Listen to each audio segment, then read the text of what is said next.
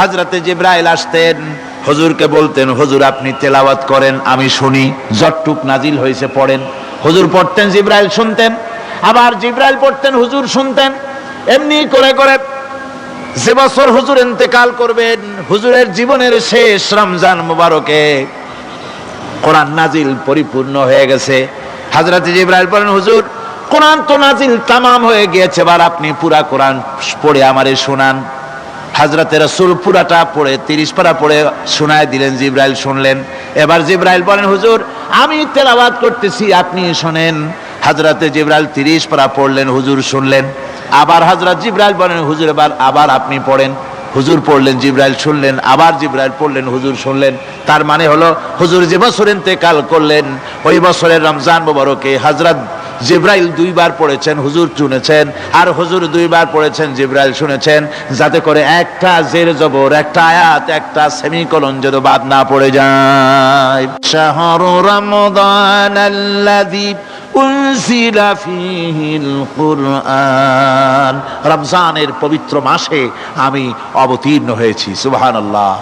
যদি প্রশ্ন করা হয়, রমজানে তো আসছো, কিন্তু প্রথম নাজিল হয়েছিল কোন সময়? ওটা কি দিন ছিল না রাত ছিল? কোরআন তার জবাবে বলে, ইন্না আনজালনাহু ফি লাইলাতিল কদর, কদরের পবিত্র রাতে আমি এই পৃথিবীতে আমার আগমন ঘটেছিল। যদি প্রশ্ন করা হয়, বুঝলাম সবই, কেন নাজিল হয়েছে তুমি?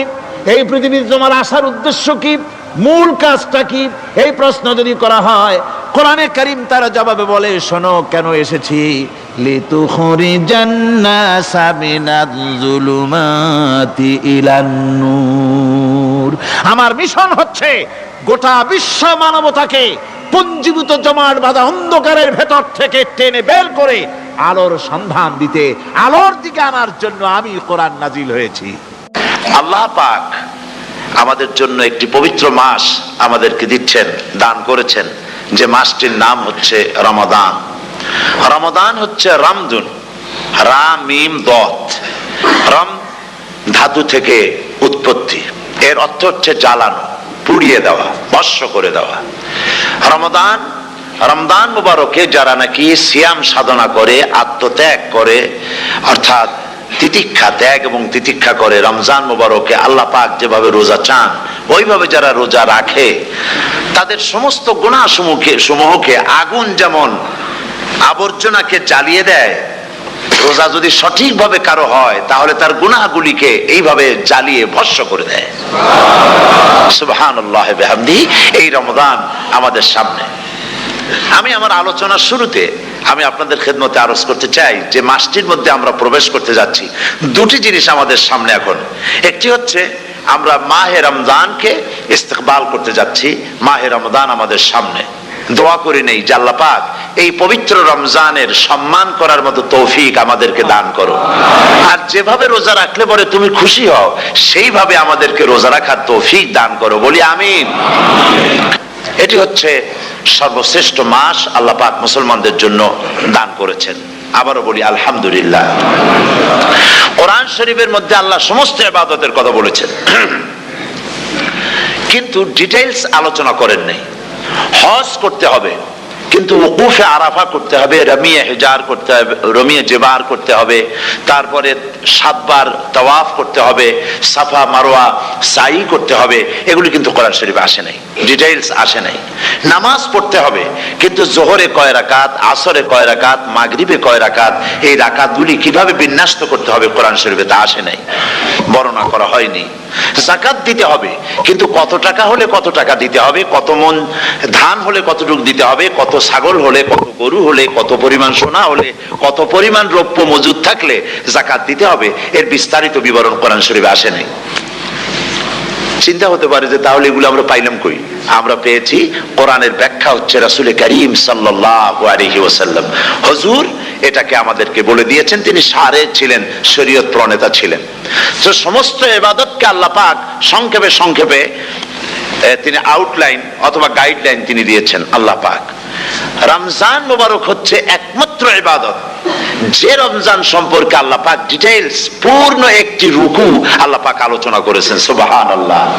রোজা শুরু করবেন কোনখান থেকে, শেষ করবেন কোথায় গিয়ে, সফরে প্লেনে যখন চলবেন তখন আপনার রোজার অবস্থা কি হবে, যদি দেশে যান তখন কি হবে, অসুস্থ হলে কি হবে, কিভাবে রোজা রাখবেন, কিভাবে রোজা ভাঙবেন, তারপরে কখন শুরু হবে, কখন কি হবে ইত্যাদি বিস্তারিত বিবরণ।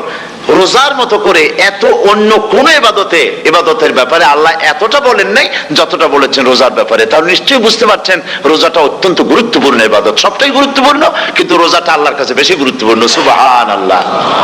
আচ্ছা, বেশি গুরুত্বপূর্ণ কেন সে কথা কি বলবো? অবশ্যই বলবো। বেশি গুরুত্ব এই কারণে, আল্লাহ পাক বলেছেন, এটা হচ্ছে হাদিসে কুদসি। আল্লাহ পাক বলেছেন, আস-সাওমু লি ওয়া আনা আজজি বিহি। অন্য রিওয়ায়াতে এসেছে ওয়া আনা উজজা বিহি। আস-সাওমু লি, রোজা হলো আমার জন্য। কে বলতেছেন বলুন তো?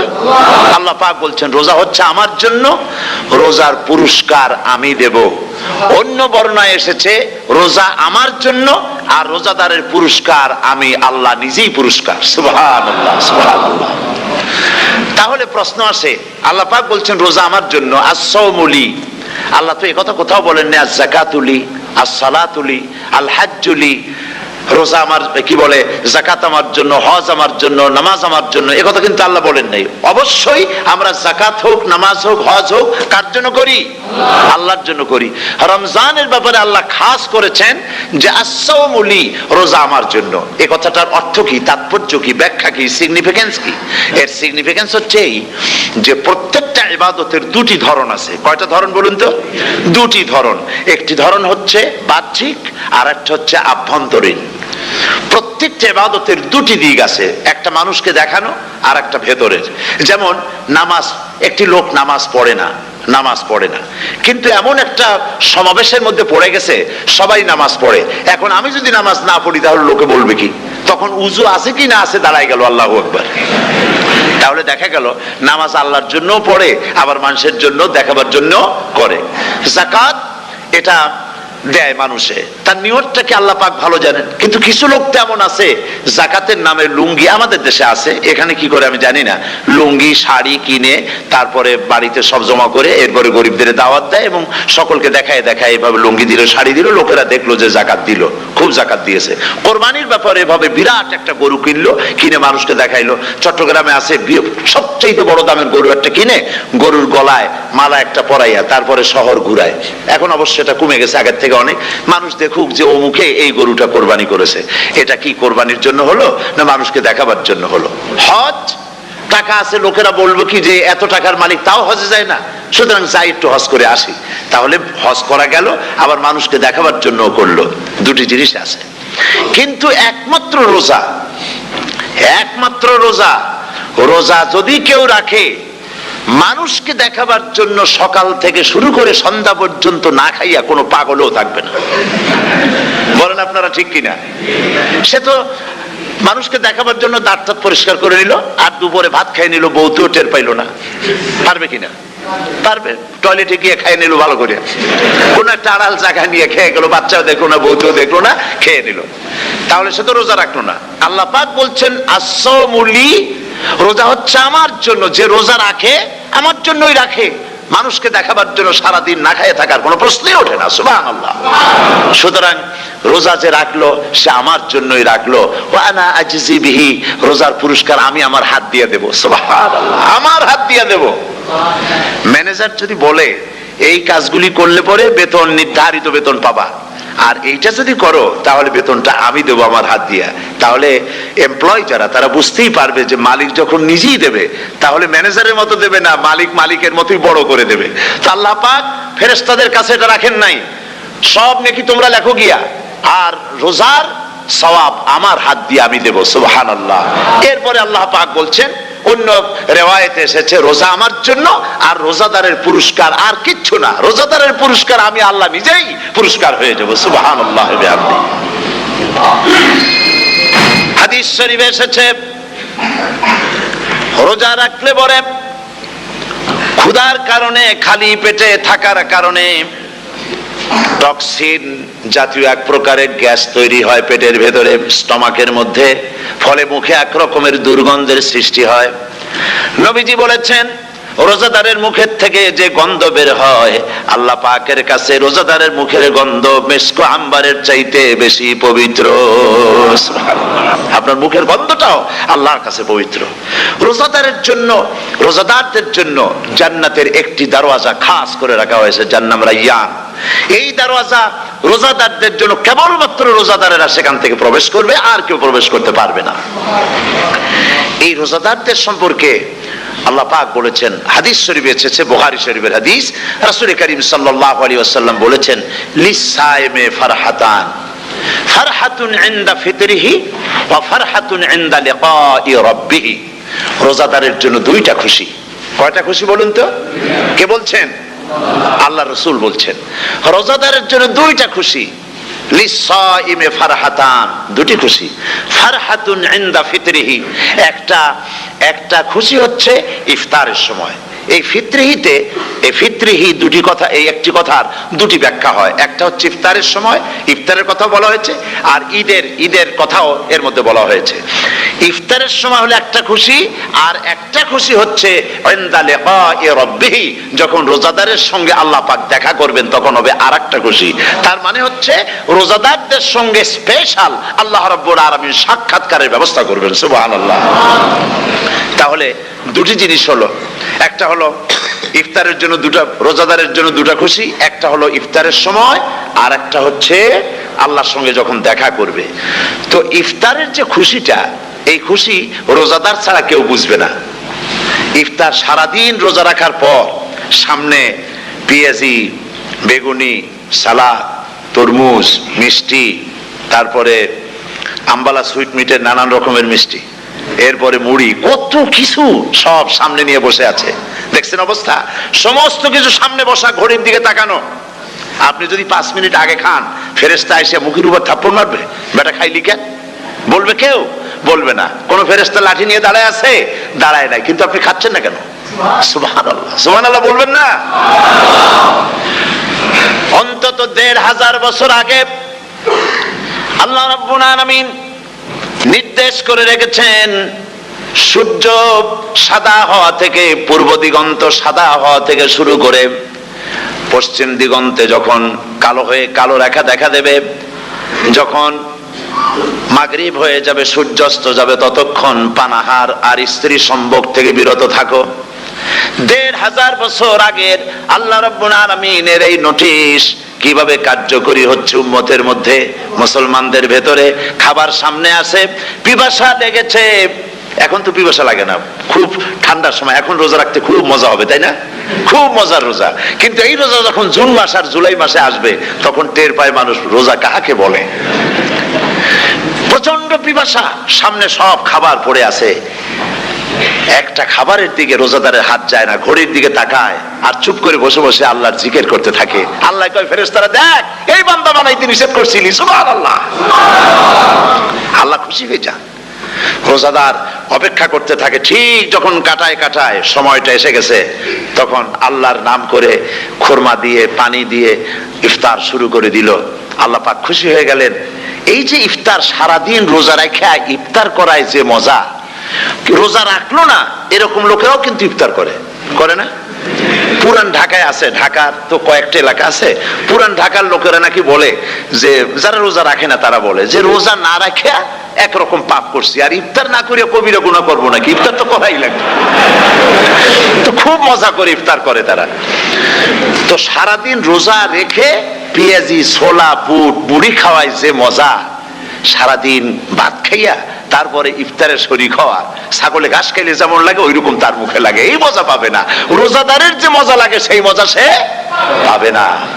সারা মাস রোজা থাকার পর, আল্লাহর হুকুম মেনে সারা রাত রোজা রাখার পর, তারপরে ঈদের দিনে জামা কাপড় পরিষ্কার করে, শেরওয়ানি গায়ে লাগাইয়া, পাঞ্জাবি পরে, আতর মেখে, এরপরে ঈদের জামাতে যখন দাঁড়ায় যায়, সে যে মজা পায়, সারা মাস রোজা রেখে ঈদের জামাতে গিয়ে সে যে মজা পায়, যে রোজা রাখলো না, ঈদের দিনে খুব জামা পাজামা, সেন্ট এগুলো মেখে টেকে প্রথম কাতারে গিয়ে দাঁড়ায় গেছে, ও সেই মজা পাবে না। ওর মনের মধ্যে একটা সোর সোর ভাব থেকেই যায়।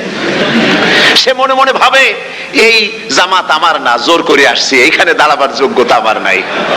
মনের মধ্যে সে একটা অপরাধী ফিল করে, সে ফিল করতে থাকে।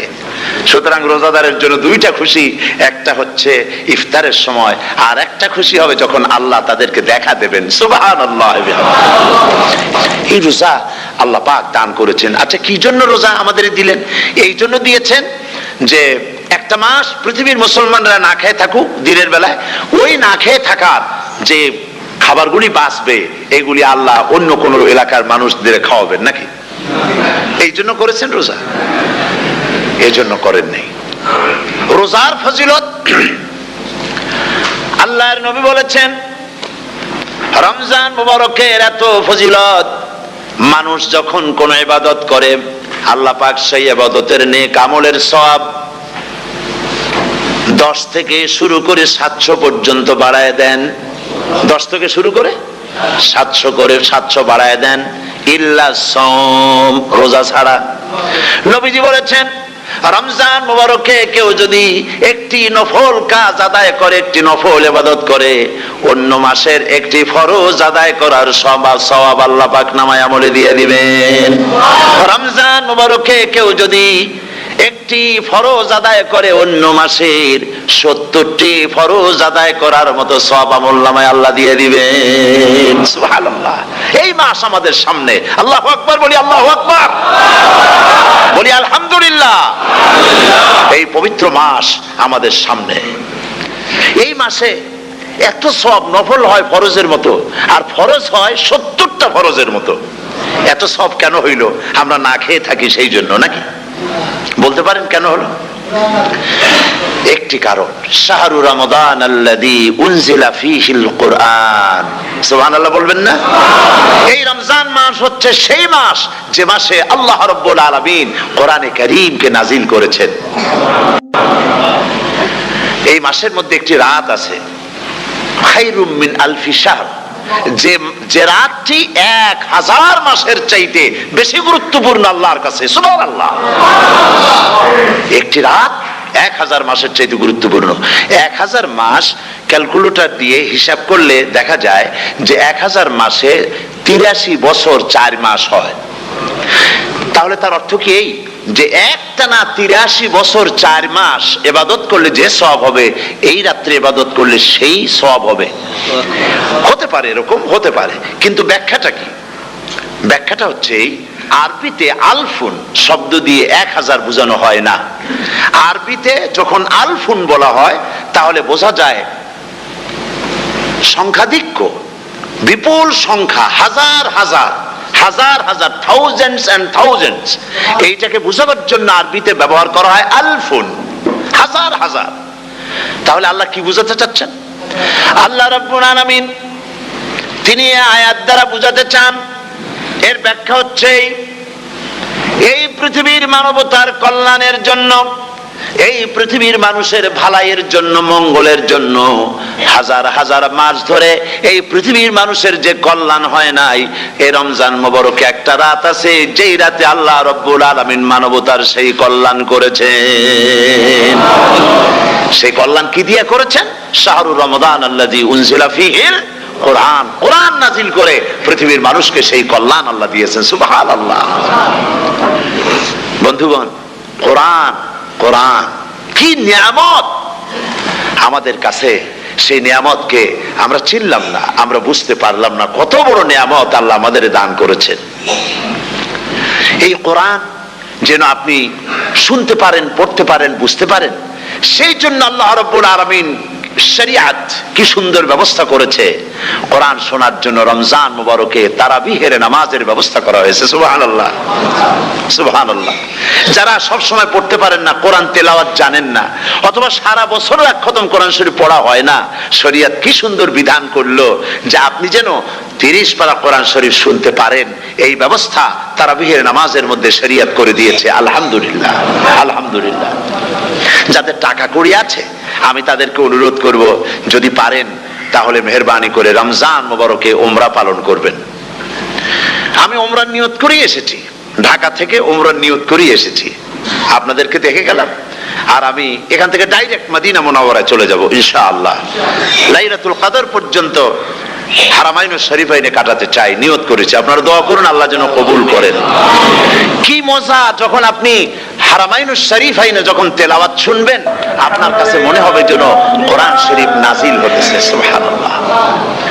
সেখানে তো নামাজের পরে হাত তুলে মোনাজাত করা হয় না, শুধুমাত্র রমজান মুবারকে বেতেরের নামাজের মধ্যে ইমাম সাহেব হাত তুলে মোনাজাত করেন।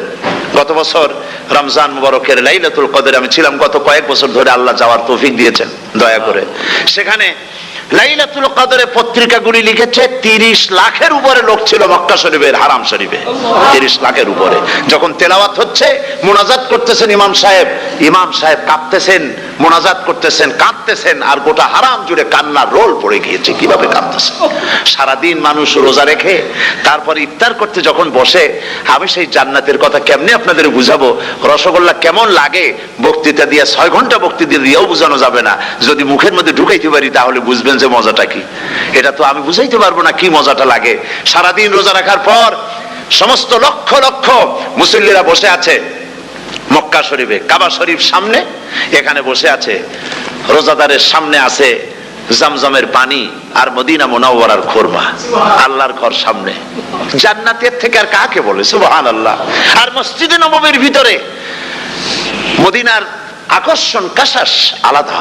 মদিনা শরীফের আপনাকে যদি পাইয়া যায় কোন আরব, কোন মাদিনী, আপনারা ছাড়বি না, আদর করে পাশে বসাবে। তোমারে আমি এই জিনিস খাওয়াবো, এইটা দিয়ে ইফতার করাবো, আমার কাছ দিয়ে তুমি উঠতেই পারবে না। আপনাকে জোর করে বসাই দিবে মসজিদে নববীতে, রিয়াদুল জান্নাহ, রাসূল করিম সাল্লাল্লাহু আলাইহি ওয়াসাল্লামের কবর শরীফের কাছে বসে আপনি ইফতার করতেছেন। কত বড় নসিব! সেই জন্য আমি বলি, হলিডে করার জন্য আমেরিকা, সিঙ্গাপুর, হাবিজাবি এই সমস্ত ঘুরে কোনো লাভ নাই। হলিডে করতে চান, রমজান মুবারকে চলে যান হারামাইন শরীফাইন, মদিনা আল মুনাওয়ারা, মক্কা আল মুকাররমা।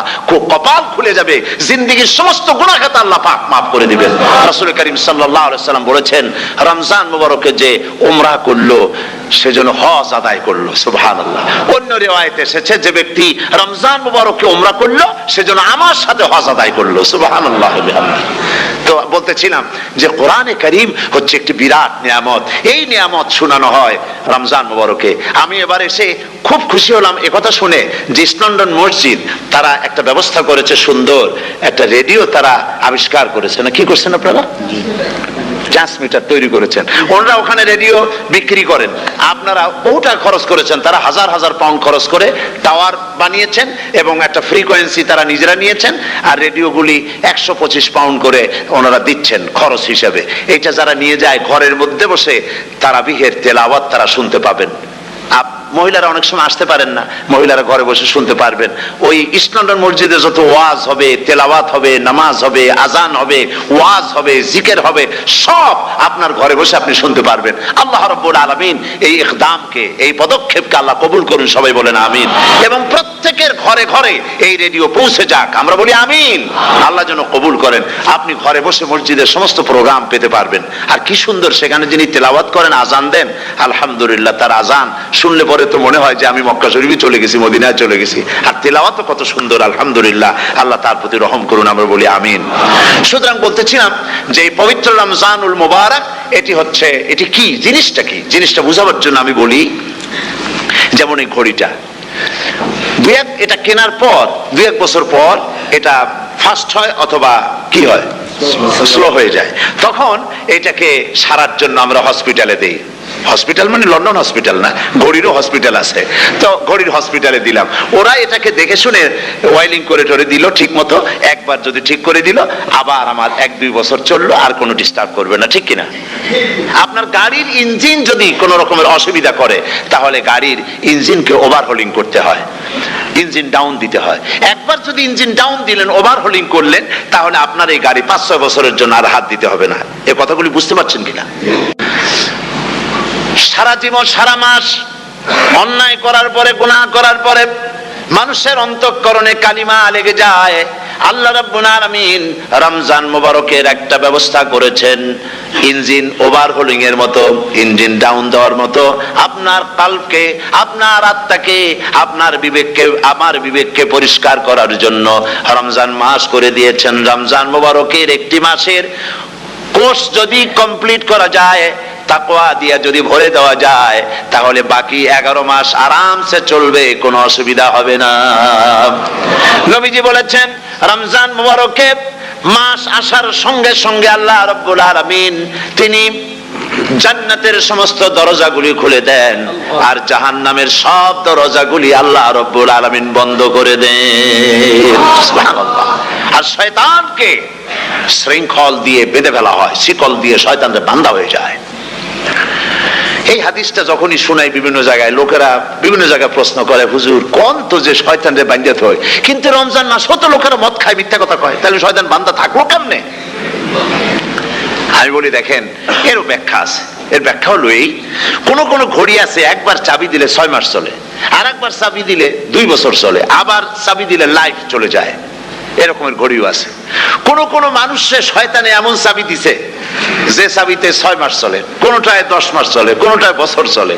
রোজার মাসেও যারা গুনাহ করে শয়তানে এমন চাবি দিছে যে রোজার মাসেও বন্ধ হচ্ছে না।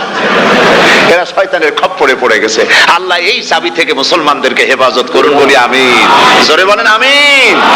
শয়তান থেকে পানাহ কেউ দিতে পারে না, কোন গভর্নমেন্ট পারবে না। ব্রিটিশ গভর্নমেন্ট পারবে নাকি? American government? কেউ পারবে না। শয়তান থেকে পানাহা দিতে পারে কেবলমাত্র কে? ওই আল্লাহ রাব্বুল আলামিন আমাদেরকে শিখায় দিয়েছেন, শয়তানের ওয়াসওয়াসা থেকে আমার কাছে পানাহা চাও। আউযু বিল্লাহি মিনাশ শাইতানির রাজিম। বিতাড়িত মরদুদ শয়তানের ওয়াসওয়াসা থেকে পানাহা চাই, আল্লাহর কাছে পানাহা চাও। আল্লাহ পাক বলেন আমি পানাহা দিতে পারি শয়তানের ওয়াসওয়াসা থেকে। শয়তান থেকে আশ্রয় একমাত্র সিকিউরড, নিরাপত্তা পেয়েছেন আল্লাহর পয়গম্বরেরা। সুবহানাল্লাহ। আম্বিয়া আলাইহিমুস সালাম তারা আল্লাহ কর্তৃক নিয়ন্ত্রিত, শয়তানের ক্ষমতা নাই পয়গম্বরদের কাছে যাওয়া। চতুর সীমানার ভেতরে শয়তান প্রবেশ করে কোন নবীকে ওয়াসওয়াসা দিতে পারবে না, বলি সুবহানাল্লাহ। এই জন্য শয়তান থেকে বেঁচে যাওয়া, শয়তানের ওয়াসওয়াসা থেকে বাঁচা খুবই কঠিন। সেই জন্য আল্লাহ পাক বলছেন শয়তানকে বেঁধে রাখা হয়, জান্নাতের সমস্ত দরজা খোলা, জাহান্নামের সমস্ত দরজা বন্ধ হয়ে যায়। এই নিয়ামতের মাস আমাদের সামনে। প্রত্যেকটি যখন কোনো ওয়ার্কশপ হয়, তো ওয়ার্কশপের জন্য এক একটা কি বলে সিলেবাস থাকে। রমজান মুবারক একটা ওয়ার্কশপ। এই ওয়ার্কশপের মধ্যে একটা সিলেবাস আছে, সেই সিলেবাসের নাম হচ্ছে কোরআন। কোরআন কোরআন কোরআন নাজিলের মাসে আমরা কি কোরআন তেলাওয়াত করি? বলেন। রোজা হচ্ছে, হাদিস শরীফের মধ্যে বলা হয়েছে আস-সাওমু জুন্নাহ, রোজা হচ্ছে ঢাল। রোজা কি কন্ত? ঢাল। বোঝেন তো ঢাল কি? প্রোটেক্টর। আপনি জিহাদের ময়দানে, যুদ্ধের ময়দানে নিরাপত্তার জন্য, বাইরের থেকে আক্রমণকে ফিরাবার জন্য কি ব্যবহার করেন? ঢাল ব্যবহার করেন। রোজা হচ্ছে ঢাল, শয়তানের সমস্ত আক্রমণ থেকে বাঁচার জন্য রোজা হচ্ছে ঢাল। রোজার দিনে কেউ যদি আপনার সাথে ঝগড়া করে, তাহলে রাসূল বলেছেন তুমি বলো, তুমি ঝগড়ায় প্রবৃত্ত হবে না। তোমার সাথে যদি কেউ ঝগড়া করে, তুমি বলবে ইন্নী সাইম, আমি রোজাদার। আমি তোমার মতো ঝগড়া করতে আমিও পারি, আমি তোমার মতো গালাগালি দিতে পারি, কিন্তু আমি দেব না, ঝগড়াও করব না, গালিও দেব না, মারামারিও করব না, কারণ আমি রোজাদার। সুবহানাল্লাহ। রোজা আপনাকে গুনাহ থেকে বাঁচায় দেবে। দেখেন রোজা কিভাবে গুনাহ থেকে বাঁচায়। মিথ্যেবাদী, মিথ্যেবাদী সারাক্ষণ মিথ্যে কথা বলে, কিন্তু রোজার মাস আসছে। এখন মিথ্যাবাদী যারা, তাদের ঘনিষ্ঠ লোকদের কাছে শুনেছি যে তারা বলে, যদি কোনো লোক দিনের বেলা আইসে যায় আর এমন কথা, যে কথা বলতে গেলে মিথ্যা বলা ছাড়া উপায় নাই তার জন্য, সে তখন বলে ভাই তুমি তো অসময় আসছো, এখন আমি খুব ব্যস্ত, আই এম ভেরি বিজি, তুমি রাত্রে আসো। কথা বুঝতে পেরেছেন তো? রোজা হচ্ছে কি? রোজাটা কি বলে? ঢাল।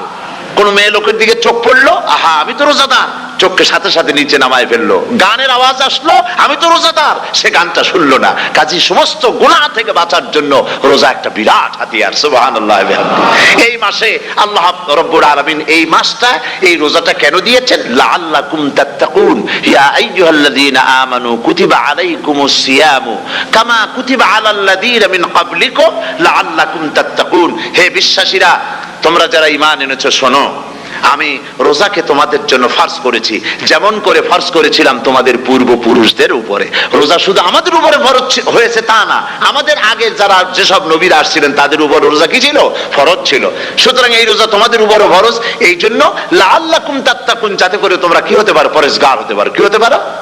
পরেজগার, মুত্তাকি হতে পারো, আল্লাহকে ভয় করতে পারো। একমাত্র আল্লাহর ভয় মানুষকে ভালো বানাতে পারে। একটা মানুষ জান্নাতে যাওয়ার জন্য, জাহান্নাম থেকে বাঁচার জন্য একটা জিনিস, কয়টা জিনিস বলেন? একটি জিনিস যদি ভেতরে থাকে তাহলে সমস্ত গুনাহ থেকে বাঁচতে পারে। আর একটি জিনিস যদি না থাকে তাহলে এমন কোন কাজ নাই পৃথিবীতে যা সে করতে পারে না। সেই কাজটার নাম কি? তাকওয়া। সবাই বলেন, কাজটার নাম কি? তাকওয়া। যদি ভেতরে আল্লাহ পাকের ভয় থাকে, রব্বুল আলামিন আমাকে দেখছেন, তিনি আমাকে শুনতেছেন, এই ভয় যদি অন্তঃকরণের ভিতরে থাকে তাহলে এই লোকটি কোনো গুনাহের কাজ করতে পারবে না, মিথ্যা বলতে পারবে না, ওজনে কম দিতে পারবে না, খাদ্যে ভেজাল দিতে পারবে না, শয়তানি বদমাশি করতে পারবে না। আর যদি এই জিনিসটির অভাব থাকে, যদি তাকওয়া না থাকে, তাহলে সমস্ত অন্যায় কাজ সে করতে পারবে। এই জন্য আল্লাহ রাব্বুল আলামিন বলেন, রোজা এই জন্য দান করেছে যাতে করে, রোজার মাস এই জন্য দিলাম, লাআল্লাকুম তাত্তাকুন, তোমাদের ভিতরে তাকওয়ার সৃষ্টি হয়। এই ওয়াজ আমি আপনাদের সামনে অনেকবার করেছি। হযরত ওমর রাদিয়াল্লাহু তাআলা আনহু রাতের বেলায় ঘুরতে ঘুরতে দেখেন এক বাড়িতে আলো জ্বলছে, শেষ রাত। এই রাত্রে বাড়িতে আলো জ্বলে কেন? ভাবলেন কোনো অসুখ বিসুখ হলো নাকি। তো উনি কাছে গেছেন, গিয়ে কান পেতে শুনতেছেন। বাড়ির মালিক বুড়ি তার যুবতী মেয়েকে ডেকে বলছে, মা ওঠো, তাড়াতাড়ি ওঠো। কেন? কয় যে সকাল তো হয়ে গেল, দুধ দই এনেছি, আমি দুধ এনে রাখছি, এখন তুমি পরিমাণ মতো সবটা পাত্রে পানি দিয়ে ভরে দাও, তাহলে ওজন বেশি হবে আর আমরা ভালো লাভ করতে পারবো। মেয়ে বলছে, মা তুমি বলো কি? এটা আমার দ্বারা সম্ভব না। কেন সম্ভব নয়? হযরত ওমর এক ফরমান জারি করেছেন, তিনি বলেছেন তিনি পানিতে, দুধের মধ্যে পানি মিশাতে নিষেধ করেছেন। তাছাড়া রাসূল করিম সাল্লাল্লাহু আলাইহি ওয়াসাল্লাম খাদ্যদ্রব্যে ভেজাল দিতে নিষেধ করেছেন। কাজী হযরত ওমরের এই নির্দেশকে আমি অমান্য করতে পারবো না। মা বলছে, দেখো ওমর এখন তো ঘুমাইতেছে, এত রাত্রে তিনি কি এখানে আসছেন নাকি আমাদের এই কারবার দেখতে? তুমি পানি মিশাও ইচ্ছে মতো। মেয়ে বলছে, মা হযরত ওমর ঘুমাতে পারেন, তার পুলিশেরা, তার গোয়েন্দা বিভাগের লোকেরা ঘুমাতে পারেন, হযরত ওমরের চোখকে ফাঁকি দেওয়া যাবে, হযরত ওমরের পুলিশকে ফাঁকি দেওয়া যেতে পারে, কিন্তু আল্লাহ রাব্বুল আলামিনের চোখকে ফাঁকি দেওয়া যাবে না। আমার পক্ষে সম্ভব নয়, আমি দুধে পানি মিশাতে পারবো না। হযরত ওমর রাদিয়াল্লাহু তাআলা চলে গেলেন, গিয়ে তার ছেলেকে ডেকে বললেন, ছেলে আমি তো এখন বুড়া হয়ে গেছি, আমার বিয়ের বয়স নাই, আমি একটা মেয়ের খোঁজ নিয়ে আসছি, যদি আমার বয়স থাকতো এই মেয়েটার আমি বিয়ে করতাম। সুবহানাল্লাহ, সুবহানাল্লাহ। এই মেয়েটা তুমি খোঁজ নাও, যদি বিয়ে না হয়ে থাকে তুমি প্রস্তাব দাও বিবাহের। কি সৌন্দর্য তিনি দেখলেন মেয়েটার মধ্যে, স্বাস্থ্য, রূপ, যৌবন, কি দেখলেন? তাকওয়া। জোরে বলেন না, কি দেখলেন? তাকওয়া। এই তাকওয়া তিনি দেখলেন। এই তাকওয়ার উপরে ভিত্তি করে আমিরুল মুমিনিন, অর্ধেকটা পৃথিবীর প্রেসিডেন্ট, খলিফাতুল মুসলিমিন, আমিরুল মুমিনিন হযরত ওমর তার ছেলের জন্য পুত্রবধূ করে তাকে ঘরে নিয়ে আসলেন। সুবহানাল্লাহ। ফায়দা কি হলো? ফায়দা এই হলো, এই মেয়ের গর্ভে যে মেয়ে হলো, সেই মেয়ের গর্ভে ফারুকে সানি, হযরত ওমর ইবনে আব্দুল আজিজ রাহমাতুল্লাহ আলাইহির মতো ফারুকে সানি আল্লাহ দান করে দিলেন। সুবহানাল্লাহ ওয়া বিহামদি। এটা নাম হচ্ছে তাকওয়া। এই তাকওয়ার ব্যাপারে হযরত ওমর রাদিয়াল্লাহু তাআলা আনহু, তিনি হযরত কাব বিন উবাই রাদিয়াল্লাহু তাআলা আনহুকে জিজ্ঞেস করেছিলেন যে তাকওয়ার একটা ব্যাখ্যা আপনি কি আমাকে বলতে পারেন, তাকওয়ার ব্যাখ্যাটা কি? তিনি বললেন হ্যাঁ পারি। কি ব্যাখ্যা?